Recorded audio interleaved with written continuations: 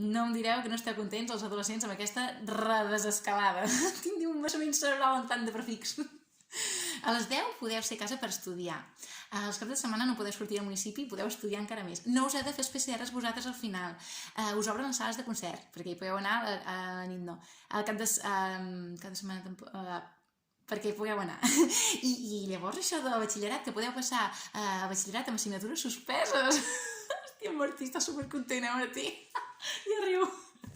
En Martí va fer científic perquè vol ser doctor i no hi surt ni biologia, ni física, ni química, no ras que vola.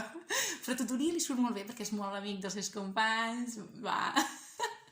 I llavors, educació física, fer un curs navet que flipes, música, flauta, i llavors el treball de recerca que el farà sobre els bunyols i la seva mare és pastissera, llavors segur que treu un 10, farà mitjana i podrà entrar a la universitat sense problema.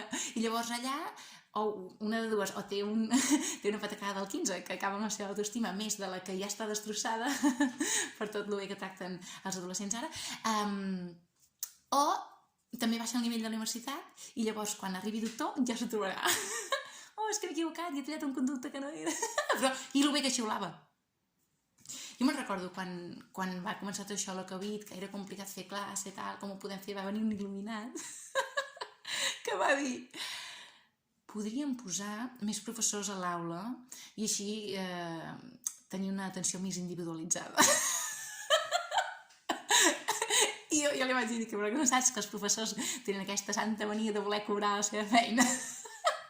I llavors ja va veure que no podia ser. I ja li vaig treure del cap i li vaig dir que només es tractava d'educació, només del futur de la humanitat i ja està. Vull dir que cap problema.